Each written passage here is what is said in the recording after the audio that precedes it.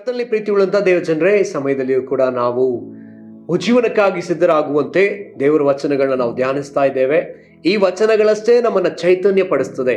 ಈ ವಚನಗಳಷ್ಟೇ ನಮ್ಮನ್ನ ಬಲವುಳ್ಳವರನ್ನಾಗಿ ಮಾಡ್ತದೆ. ಈ ವಚನಗಳು, ಈ ವಾಕ್ಯಗಳಷ್ಟೇ, ಈ ಸತ್ಯವೇದವಷ್ಟೇ ನಮ್ಮನ್ನ ಕರ್ತನಿಗೆ ಹತ್ತಿರಕ್ಕೆ ಕರ್ಕೊಂಡು ಹೋಗ್ತದೆ. ಸೊ ಆಗಿರೋದ್ರಿಂದ ಪ್ರಿಯರೇ, ಈ ಸಮಯದಲ್ಲಿಯೂ ನಾವು ವಚನಗಳನ್ನು ಧ್ಯಾನಿಸೋಣ. ವಿಶೇಷವಾಗಿ 1 ಕೊರಿಂಥ 13ನೇ ಅಧ್ಯಾಯದಲ್ಲಿ ಪ್ರೀತಿ ಕುರಿತಾದಂತಹ ಆ ಒಂದು ಗುಣಗಳನ್ನ ನಾವು ಧ್ಯಾನಿಸ್ತಾ ಬರ್ತಾ ಇದ್ದೇವೆ. ಅದರಲ್ಲಿ ಮುಖ್ಯವಾಗಿ ಪ್ರೀತಿಯು ತಾಳ್ಮೆಯುಳ್ಳದು, ಪ್ರೀತಿಯು ದಯೆ ತೋರಿಸುತ್ತದೆ, ಪ್ರೀತಿಯು ಹೊಟ್ಟೆ ಕಿಚ್ಚು ಪಡುವುದಿಲ್ಲ, ಪ್ರೀತಿಯು ಹೊಗಳಿಕೊಳ್ಳುವುದಿಲ್ಲ, ಪ್ರೀತಿಯು ಒಬ್ಬಿಕೊಳ್ಳುವುದಿಲ್ಲ. ಸೊ ಈಗ ನಾವು ಪ್ರೀತಿಯು ಒಬ್ಬಿಕೊಳ್ಳುವುದಿಲ್ಲ ಎಂಬಂತಹ ಸಂಗತಿಯನ್ನು ನಾವು ಧ್ಯಾನಿಸಲಿಕ್ಕಿದ್ದೇವೆ. ಅದು ಒಬ್ಬಿಕೊಳ್ಳುವುದಿಲ್ಲ. ಎಂದಿಗೂ ಪ್ರೀತಿ ಒಬ್ಬಿಸಿಕೊಳ್ಳುವುದಿಲ್ಲ. ತಾನೇ ಸರಿ ಎಂಬುದಾಗಿ, ನಾನ್ ಮಾಡಿದ್ದೇ ಸರಿ ಎಂಬುದಾಗಿ, ನಾನೇ ರೈಟ್ ಎಂಬುದಾಗಿ ಯಾವತ್ತೂ ಹೇಳೋದಿಲ್ಲ. ಯೇಸು ತನ್ನನ್ನು ಒಬ್ಬಿಕೊಳ್ಳಲೇ ಇಲ್ಲ, ತಾನು ಒಬ್ಬಿಕೊಳ್ಳಲೇ ಇಲ್ಲ.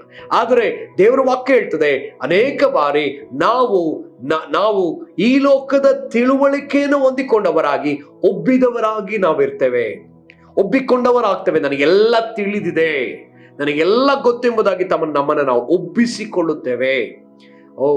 ಸ್ಪಷ್ಟವಾಗಿ ಬರೆಯಲ್ಪಟ್ಟದೆ, ತಿಳುವಳಿಕೆಯು ನಾಲೆಡ್ಜ್ ಪಫ್ಸ್ ಅಪ್. ಸೊ ನಮ್ಮ ತಿಳುವಳಿಕೆಯು ನಮ್ಮನ್ನು ಒಬ್ಬಿಸ್ತದೆ, ನಮ್ಮ ತಲೆಯನ್ನ ದಪ್ಪ ಮಾಡ್ತದೆ. ತಲೆ ದಪ್ಪ ಆದ್ರೆ ಏನಾಗುತ್ತೆ ಅಂತ ಹೇಳಿದ್ರೆ, ತಲೆ ತೂಕ ಆದ್ರೆ ನಾವು ತಲೆ ತಿರುಗಿ ಕೆಳಗೆ ಬೀಳಬೇಕಾಗ್ತದೆ. ಅದೇ ಪ್ರಕಟಣೆಯು ಅಥವಾ ದೇವರು ಕೊಡ್ತಕ್ಕಂಥ ಜ್ಞಾನವು ನಮ್ಮನ್ನು ಒಬ್ಬುವಂತೆ ಮಾಡುವುದಿಲ್ಲ. ಪ್ರಕಟಣೆ ಯಾವಾಗ್ಲೂ ನಮ್ಮನ್ನ ಏನ್ ಮಾಡ್ತದೆ ಅಂತ ಹೇಳಿದ್ರೆ, ಪ್ರಕಟಣೆ ಯಾವಾಗ್ಲೂ ನಮ್ಮನ್ನ ತಗ್ಗಿಸಿಕೊಳ್ಳುವಂತೆ ಮಾಡ್ತದೆ. ಒಬ್ಬ ದೇವ ಮನುಷ್ಯನು ತನ್ನನ್ನು ತಗ್ಗಿಸಿಕೊಳ್ತಾ ಹೋಗ್ತಾನೆ. ಆತನಿಗೆ ಪ್ರಕಟಣೆ ಹೊಂದ್ಕೊಳ್ತಾ ಆತ ತಗ್ಗಿಸಿಕೊಳ್ತಾನೆ. ತಪ್ಪಿ ಹೋದ ಮಗನ ಕಥೆ ನಾವು ನೋಡ್ತೇವೆ. ಆತ ತಂದೆ ಮನೆಯಿಂದ ದೂರ ಒಬ್ಬಿಕೊಂಡು ಬಂದ, ತನಗೆಲ್ಲ ಇದೆ ಎಲ್ಲವನ್ನ ತೆಗೆದುಕೊಂಡು ದೂರ ದೇಶಕ್ಕೆ ಬರ್ತಾನೆ. ಬಂದ ನಂತರ ಎಲ್ಲವನ್ನ ಕಳ್ಕೊಂಡ ನಂತರ ಆತನಿಗೆ ಸಿಕ್ಕುವಂತ ಆತ ಯಾವ ರೀತಿ ಆಗ್ತಾನೆ ಅಂತ ಹೇಳಿದ್ರೆ, ಆತ ಒಬ್ಬಿಕೊಂಡ ನಂತರ ತಗ್ಗಿಸಲ್ಪಡ್ತಾನೆ. ಆತನಿಗೆ ತಂದೆಯ ಕುರಿತಾದಂತ ಅರಿವು ಉಂಟಾಗ್ತದೆ, ಆತನಿಗೆ ಬುದ್ಧಿ ಬರ್ತದೆ. ಬುದ್ಧಿ ಬಂದ ಕೂಡಲೇ ಆತ ಏನಾಗ್ತಾನೆ ಅಂತ ಹೇಳಿದ್ರೆ, ತಗ್ಗಿಸಿಕೊಳ್ಳುವುದನ್ನ ನಾವು ಕಾಣ್ತೇವೆ ಪ್ರಿಯರೇ. ಆತ ತಗ್ಗಿಸಿಕೊಳ್ಳುವುದನ್ನ ನಾವು ಸ್ಪಷ್ಟವಾಗಿ ಕಾಣಲಿಕ್ಕೆ ಸಾಧ್ಯ. ಸೊ ಹಾಗಿದ್ರೆ ಒಬ್ಬಿಕೊಳ್ಳುವ ವಿಷಯದಲ್ಲಿ ನಾವು ಕ್ರೈಸ್ತರಾಗಿರುವವರು ಒಬ್ಬಿಕೊಳ್ಳಬಾರದು. ನಮಗಿರುವ ವಿಷಯದಲ್ಲಿ ಒಬ್ಬಿಕೊಳ್ಳಬಾರದು. ನಮಗಿರುವ ಜನಗಳ ವಿಷಯದಲ್ಲಿ ಒಬ್ಬಿಕೊಳ್ಳಬಾರದು. ನಾನು ದೊಡ್ಡವನು, ನನಗೆಲ್ಲ ಇದೆ, ನಾನು ಶ್ರೇಷ್ಠನು ಎಂಬುದಾಗಿ ಒಬ್ಬಿಕೊಳ್ಳಬಾರದು. ಬೈಬಲಲ್ಲಿ ಅನೇಕ ಉದಾಹರಣೆಗಳಿದೆ. ಕೆಲವು ವಚನಗಳನ್ನ ನಾವು ನೋಡಿಕೊಳ್ಳೋಣ. ಅದರಲ್ಲಿ ಮುಖ್ಯವಾಗಿ ಕೀರ್ತನೆ 49:6 ಈ ರೀತಿಯಲ್ಲಿ ಹೇಳ್ತದೆ, ಅವರು ತಮ್ಮ ಐಶ್ವರ್ಯವನ್ನೇ ನಂಬಿದ್ದಾರೆ, ತಾವು ಬಹಳ ಆಸ್ತಿವಂತರೆಂದು ಒಬ್ಬಿದ್ದಾರೆ. ತಮಗೆ ಬಹಳ ಆಸ್ತಿ ಇದೆ, ನಾವು ಆಸ್ತಿವಂತರು ಅಂತೇಳಿ ಒಬ್ಬಿಕೊಂಡಿದ್ದಾರೆ. ನಮಗಿರುವಂತಹ ಮನೆಯೋ, ನಮಗಿರುವಂತಹ ಆಸ್ತಿಯೋ, ನಮಗಿರುವಂತಹ ಸೌಂದರ್ಯವೋ, ನಮಗಿರ್ತಕ್ಕಂತಹ ವಿದ್ಯಾಭ್ಯಾಸವೋ, ಪದವಿಯೋ, ಈ ವಿಷಯದಲ್ಲಿ ನಾವು ಒಬ್ಬಿಕೊಂಡಿದ್ದೇವೋ ನಾವು ಎಚ್ಚರಿಕೆಯಿಂದಿರಬೇಕಾಗಿದೆ. ಮತ್ತೆ ಕೀರ್ತನೆ 52ನೇ ಅಧ್ಯಾಯ 1ನೇ ವಚನ ಹೀಗೆ ಹೇಳ್ತದೆ, ದುಷ್ಟಾಧಿಕಾರಿಯೇ ನೀನು ಕೆಡುಕು ಮಾಡಿ ಹಿಗುವುದೇನು, ದೇವರ ಕೃಪೆಯು ಯಾವಾಗಲೂ ಇರುವುದು. ಕೆಡುಕು ಮಾಡಬೇಡ. ಯಾಕೆ ಕೆಡುಕು ಮಾಡಿ ಅದರಲ್ಲಿ ಒಬ್ಬಿಕೊಂಡಿದ್ದಿ? ಕೀರ್ತನೆ 94:4 ಹೀಗೆ ಹೇಳ್ತದೆ, ಕೆಡುಕರೆಲ್ಲರೂ ಒಬ್ಬಿಕೊಂಡು ಅಹಂಕಾರವನ್ನ ಕಕ್ಕುತ್ತಾರೆ. ಅಹಂಕಾರಕ್ಕೆ ಮಾರ್ಗವೇ ಒಬ್ಬುವಿಕೆ. ಒಬ್ಬ ವ್ಯಕ್ತಿಯ ಅಹಂಕಾರಿಯಾಗಿ ನಡ್ಕೊಳ್ತಾನಂದ್ರೆ ಕಾರಣ ಆತ ಒಬ್ಬಿಕೊಂಡದೇ ಅದಕ್ಕೆ ಮಾರ್ಗ. ಬೈಬಲಲ್ಲಿ ಅನೇಕ ಉದಾಹರಣೆಗಳು ನಮಗಿದೆ. ಎಂದೂ ತಿಳಿಯದಂತ ಐಗುಪ್ತ ದೇಶ, ಏನೂ ಅಲ್ಲದ ಒಂದು ಐಗುಪ್ತ ದೇಶ ಪ್ರಪಂಚಕ್ಕೆ ತಿಳಿಯುವಂತೆ ಆದದು. ಯೋಸೇಫನು ಆ ದೇಶಕ್ಕೆ ಹೋದಿದ್ರೆ, ದೇವರು ಅಲ್ಲಿಗೆ ಕಳಿಸಿದ್ರು. ಆ ದೇಶವು ಸಮೃದ್ಧಿಕರವಾದಂತ ಸುಭಿಕ್ಷವಾದ 7 ವರ್ಷಗಳನ್ನ ಕಾಣ್ತು. ಅದಾದ ನಂತರ ಆ ದೇಶದ ಬಳಿಯಲ್ಲಿ ಎಲ್ಲಾ ದೇಶದ ಜನ ಬಂದು ದವಸ ಧಾನ್ಯಗಳನ್ನ ತೆಗೆದುಕೊಂಡ್ರು. ಅವ್ರ ಹತ್ರ ಇದ್ದ ಎಲ್ಲ ಹಣವನ್ನ, ಅವ್ರ ಹತ್ರ ಇದ್ದ ಆಸ್ತಿಯನ್ನ, ತಮಗಿದ್ದಂಥದ್ದು ಎಲ್ಲವನ್ನ ಕೊಟ್ಟು ಮಾರಿದ್ರು, ತಮ್ಮನ್ನೇ ತಾವು ಮಾರ್ಕೊಂಡ್ರು. ಹೀಗೆ ಆ ದೇಶ ಸುಭಿಕ್ಷವಾದ ವರ್ಷವನ್ನ ಕಾಡ್ತು. ಸುಭಿಕ್ಷವಾದಂತ ಒಂದು ದೇಶವಾಗಿ ಅದು ಕಾಣಲ್ಪಡ್ತು. ದೊಡ್ಡ ದೇಶವಾಗಿ ಕಾಣಲ್ಪಡ್ತು. ಆಶೀರ್ವದಿಸಲ್ಪಟ್ಟ ದೇಶವಾಗಿ ಕಾಣಿಸಲ್ಪಡ್ತು.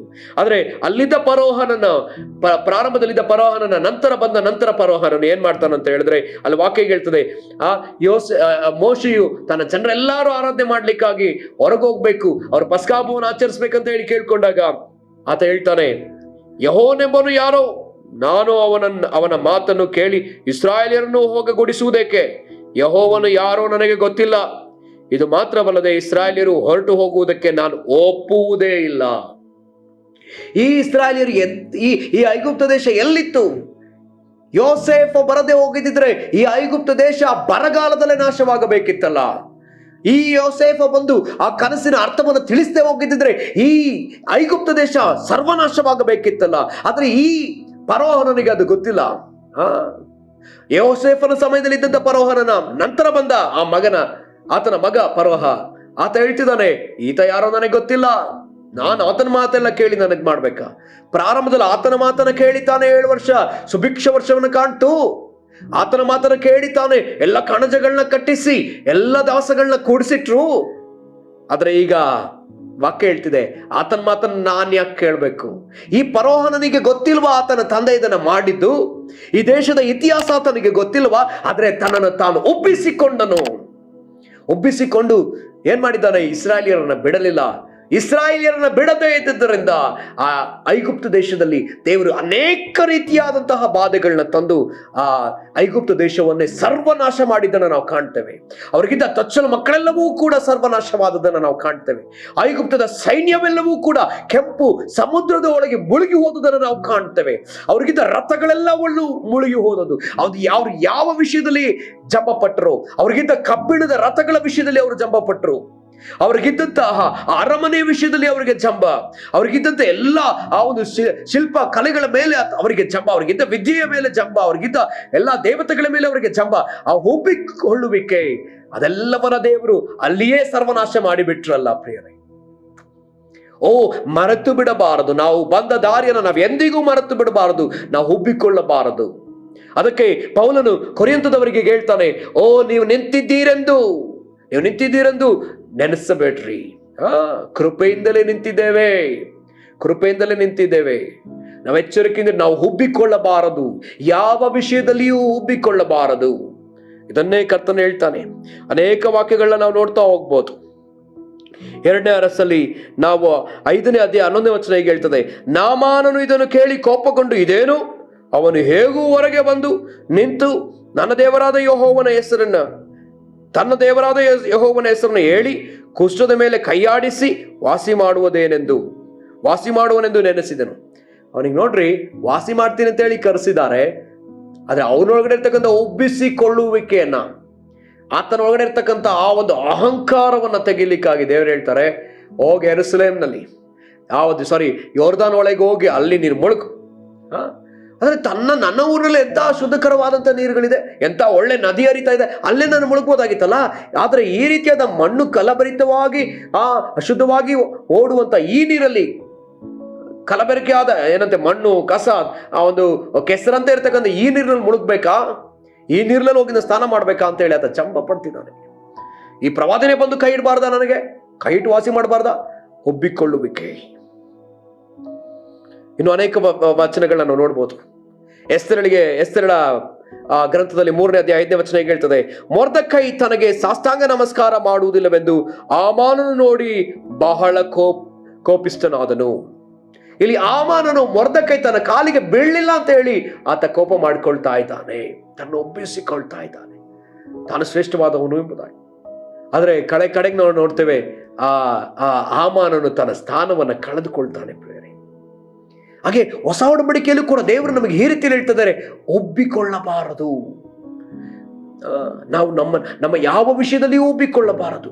ನಮಗಿರುವಂತಹ ಸಹೋದರರ ವಿಷಯದಲ್ಲಿ ನಾವು ಒಬ್ಬಿಕೊಳ್ಳಬಾರದು. 1ನೇ ಕೊರಿಂಥ 5ನೇ ಅಧ್ಯಾಯದಲ್ಲಿ ನಾವು ನೋಡ್ತೇವೆ, ಅಲ್ಲಿ ಒಬ್ಬ ಸಹೋದರ ವ್ಯಭಿಚಾರ ಮಾಡಿ ತನ್ನ ತಂದೆಯ ಹೆಂಡತಿಯನ್ನ, ಅಂದ್ರೆ ತನ್ನ ಚಿಕ್ಕಮ್ಮನ ಜೊತೆನಲ್ಲಿ ಆತ ವ್ಯಭಿಚಾರ ಮಾಡಿದ್ದಾನೆ. ಆದ್ರೆ ಅಲ್ಲಿದ್ದ ಸಭೆಯ ಜನ, ಈತ ನಮ್ಮ ಸಹೋದರ ಅಲ್ವಾ, ಈತನಿಗೆ ನಾವು ಹೇಗ್ ಬುದ್ಧಿ ಹೇಳೋದು, ಈತನನ್ನು ನಾವು ಬಿಡಕ್ಕಾಗತ್ತಾ ಅಂತ ಹೇಳಿ ಅವರು ಒಬ್ಬಿಕೊಂಡಿದ್ದಾರೆ. ಅಲ್ಲಿ ಸ್ಪಷ್ಟವಾಗಿ ಬರೆಯಲ್ಪಟ್ಟದೆ. ಆ ವಚನವನ್ನು ತೆಗೆದುಕೊಳ್ಳೋಣ. 1ನೇ ಕೊರಿಂಥ 5ನೇ ವಚನ ಇಲ್ಲಿಗೆ ಹೇಳಲ್ಪಡ್ತದೆ.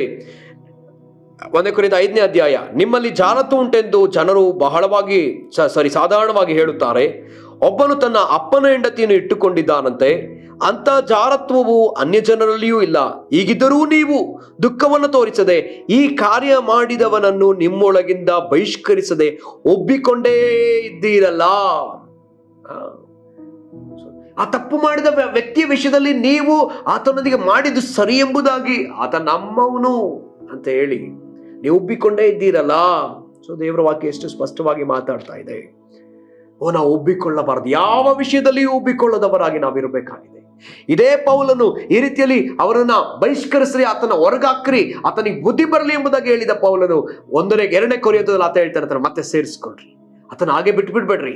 ಆತನಿಗಾದ ದುಃಖದಿಂದ ಆತ ನಾಶ ಆಗಿ ನರಕಕ್ಕೆ ಹೋಗ್ಬಿಡ್ತಾನೆ. ಆತನ ಬಿಟ್ಬಿಡ್ಬೇಡ್ರಿ, ಆತನ ತಿರುಗಿ ಸೇರಿಸ್ಕೊಳ್ರಿ. ಆತ ಪಶ್ಚಾತ್ತಾಪ ಪಟ್ಟು ತಿರುಗಿ ಒಳಗಡೆ ಬರಲಿ. ಆತ ಸಹೋದರನಾಗಿದ್ದಾನೆ. ಆತ ತಪ್ಪು ಮಾಡಿದ್ರೆ ನೀವು ಹೇಳ್ರಿ, ಒಬ್ಬರಾಗ ಹೋಗಿ ಹೇಳ್ರಿ, ಇಬ್ಬರಾಗ ಹೋಗಿ ಹೇಳ್ರಿ, ನಂತರ 3 ಹೋಗಿ ಹೇಳ್ರಿ. ಆಗಿಯೂ ಕೇಳಲಿಲ್ಲ ಅಂತ ಹೇಳಿದ್ರೆ ಆತನನ್ನ ನಿಮಗೆ ಸುಂಕದವನಂತೆ, ಆತ ಭ್ರಷ್ಟನಂತೆ ಇರಲಿ. ಅದೇ ಮತ್ತಾಯ ಬರೆದ ಸುವಾರ್ತೆ 18ನೇ ಅಧ್ಯಾಯದಲ್ಲಿ ವಾಕ್ಯ ಹೇಳ್ತದೆ, ನೀವಿಬ್ಬರಾಗಿ 3 ನೀವು ಸಭೆಯಾಗಿ ಆತನನ್ನ ಬಂಧಿಸುವುದಕ್ಕೆ ನಿಮಗೆ ಅಧಿಕಾರವದೆ. ನೀವು ಭೂಮಿಯಲ್ಲಿ ಏನನ್ನ ಕಟ್ತಿರೋದು ಪರಲೋಕದಲ್ಲಿ ಕಟ್ಟಲ್ಪಡ್ತದೆ. ನೀವು ಸಭೆಯಾಗಿ ಒಬ್ಬ ವ್ಯಕ್ತಿಯನ್ನ ಕಟ್ಟುವುದಾದ್ರೆ ಅಲ್ಲಿಯೂ ಕೂಡ ಕಟ್ಟಲ್ಪಡ್ತದೆ. ಪ್ರಿಯರೇ, ಹಾಗಿದ್ರೆ ನಾವು ಒಬ್ಬಿಕೊಳ್ಳುವ ವಿಷಯದಲ್ಲಿ ಕರ್ತನ ಹೇಳ್ತಿದ್ದಾನೆ, ನಾವು ನಮ್ಮಲ್ಲಿರ್ತಕ್ಕಂಥ ಪ್ರೀತಿ ಒಬ್ಬಿಕೊಳ್ಳದ ಪ್ರೀತಿ. ಯಾರ ವಿಷಯದಲ್ಲಿ ಕರ್ತನ ಒಪ್ಪಿಕೊಳ್ಳುವುದಿಲ್ಲ. ಪಾಪ ತನ್ನ ಮಗನ ಮೇಲಿದ್ದರೂ ಕೂಡ ತಂದೆಯು ನನ್ನ ಮಗ ಅಂತ ಹೇಳಿ ಒಪ್ಪಿಕೊಳ್ಳುವುದೇ ಇಲ್ಲ. ಪ್ರಿಯರೇ, ಆತ ಪರಿಶುದ್ಧನಾದ ದೇವರಾಕಿದ್ದಾನಲ್ಲ. ಆತ ಪರಿಶುದ್ಧನಾದ ದೇವರಾಕಿದ್ದಾನೆ. ನಿನ್ನ ಮೇಲೆ ಪಾಪ ಇರುವುದಾದ್ರೆ ಕರ್ತನು ನನ್ನ ಮಗ ಅಂತ ಹೇಳಿ ಒಪ್ಪಿಕೊಳ್ಳುವುದಿಲ್ಲ. ನಾವು ಕೂಡ ಹಾಗೆ ಇವ್ರು ನಮ್ಮವರು, ನಮ್ಮ ಸಭೆಯವರು, ನಮ್ಮಿವರು, ಅವರು ಇಲ್ಲ ಇಲ್ಲ ಇಲ್ಲ ಪ್ರಿಯ, ನಾವು ಒಪ್ಪಿಕೊಳ್ಳುವವರಲ್ಲವೇ ಅಲ್ಲ. ಸೊ ಆಗಿರೋದ್ರಿಂದ ನಮ್ಮ ಪ್ರೀತಿ ಎಂದಿಗೂ ಒಪ್ಪಿಕೊಳ್ಳುವ ಪ್ರೀತಿ ಅಲ್ಲ, ಯಾವ ವಿಷಯದಲ್ಲಿ ಒಪ್ಪಿಕೊಳ್ಳುವ ಪ್ರೀತಿ ಅಲ್ಲ. ಸೊ ಆಗಿರೋದ್ರಿಂದ ನಾವು ನಮ್ಮನ್ನು ಒಪ್ಪಿಸಿಕೊಟ್ಟು ನಾವು ಪ್ರಾರ್ಥಿಸೋಣ. ಒಪ್ಪಿಕೊಳ್ಳದ ಹಾಗೆ ನಾವು ತಗ್ಗಿಸಲ್ಪಡಲಿ, ನಾವು ಪ್ರಾರ್ಥಿಸೋಣ. ನಮ್ಮನ್ನ ತಗ್ಗಿಸು ಸ್ವಾಮಿ, ನಮ್ಮನ್ನ ಮುರಿ ಕರ್ತನೆ, ನಮ್ಮನ್ನ ಕೆಳಗೆ ತೆಗೆದುಕೊಂಡು ಬಾ ಸ್ವಾಮಿ. ನೀನು ಹೇಗೆ ನಿನ್ನನ್ನ ತಗ್ಗಿಸಿಕೊಂಡು ನಾವು ಹಾಗೆ ತಗ್ಗಿಸಲ್ಪಡಲಿ ಅಪ್ಪ ಕರ್ತನೆ. ಹೌದು ಸ್ವಾಮಿ ಅಪ್ಪ ಕರ್ತನೆ, ಆ ಒಂದು ಯೋಹಾನ, ಯಾಕೋಬ, ಆತನ ತಾಯಿ 3 ಬಂದು ನಾವು ನಿನ್ನ ಸಿಂಹಾಸನದ ಬಲಗಡೆಯಲ್ಲಿಯೂ ಎಡಗಡೆಯಲ್ಲಿಯೂ ಕೂತುಕೊಳ್ಬೇಕಂತ ಕೇಳಿದಾಗ ಕರ್ತನೆ ಅವ್ರಿಗೆ ಹೇಳಿದ್ಯಲ್ಲ ಸ್ವಾಮಿ ಕರ್ತನೆ, ಇದು ಯಾರಿಗೆಂದು ಇಡಲ್ಪಟ್ಟಿದೆಯೋ ಅದು ಅವರಿಗೇ ಇದೆ, ಇದು ತಂದೆಗೆ ಮಾತ್ರ ತಿಳಿದದೆ ಎಂಬುದಾಗಿ ಸ್ವಾಮಿ ನೀನು ಹೇಳ್ದಲ್ಲಪ್ಪ ಕರ್ತನೆ. ನಿನಗೆ ಸ್ತೋತ್ರ ಕರ್ತನೆ. ತಮ್ಮನ್ನು ಹೆಚ್ಚಿಸಿಕೊಳ್ಳುವಂತವರು, ತಮ್ಮ ಕುರಿತಾಗಿ ತಾವೇ ಒಪ್ಪಿಕೊಳ್ಳುವವರು, ಅವರು ತಗ್ಗಿಸಲ್ಪಡುವರು ಎಂಬುದಾಗಿ ವಾಕ್ಯ ಹೇಳ್ತದಲ್ಲ ಸ್ವಾಮಿ. ಕರ್ತನಿಗೆ ಸ್ತೋತ್ರ ಕರ್ತನೆ. ನಾವು ನಿನ್ನಿಂದ ತಗ್ಗಿಸಲ್ಪಡದೆ ನಾವೇ ನಮ್ಮನ್ನ ತಗ್ಗಿಸಿಕೊಳ್ಳುವುದಕ್ಕೆ ಸಹಾಯ ಮಾಡು. ನಾವೇ ನಮ್ಮನ್ನ ತಗ್ಗಿಸಿಕೊಳ್ಳುವುದಕ್ಕೆ ಬೇಕಾದ ಕೃಪೆಯನ್ನು ಕೊಡು ಸ್ವಾಮಿ. ಎಸಪ್ಪ, ನೀವು ಯಾವ ರೀತಿಯಲ್ಲಿ ಶಿಷ್ಯರ ಪಾದಗಳನ್ನ ತೊಳೆಯುವಷ್ಟು ತಗ್ಗಿಸಿಕೊಂಡ್ರು ಹಾಗೆ ನಾವು ತಗ್ಗಿಸಿಕೊಳ್ಳುತ್ತೆ ನಮ್ಗೆ ಸಹಾಯ ಮಾಡು ಸ್ವಾಮಿ. ಹಾಗೆ ನೀವು ಮಾಡುವಂತ ದೇವರಾಗಿದ್ಯಲ್ಲಪ್ಪ, ಅದಕ್ಕಾಗಿ ಸ್ತೋತ್ರ ಅಪ್ಪ. ನಾವು ಜೀವನವನ್ನು ಕಾಣುವಂತೆ ಕರ್ತನೆ, ನಾವು ತಗ್ಗಿಸಲ್ಪಟ್ಟ ಪಾತ್ರೆಗಳಾಗಿ ನಾವು ಇರೋದಕ್ಕೆ ಸಹಾಯ ಮಾಡಿಸುವ. ಹಾಗೆ ನೀವು ಮಾಡುವುದಕ್ಕಾಗಿ ಸ್ತೋತ್ರ. ಎಲ್ಲ ಮಹಿಮೆ ನಿಮಗೆ ಸಲ್ಲಿಸ್ತೇವೆ, ಯೇಸುವಿನ ನಾಮದಲ್ಲಿ ಪ್ರಾರ್ಥಿಸ್ತೇವೆ ತಂದೆಯಾದ ದೇವರೇ. ಆಮೇನ್ ಆಮೇನ್. ಕರ್ತನೆ ನಿಮ್ಮೆಲ್ಲರನ್ನು ಆಶೀರ್ವಾದ ಮಾಡಲಿ. Praise the lord.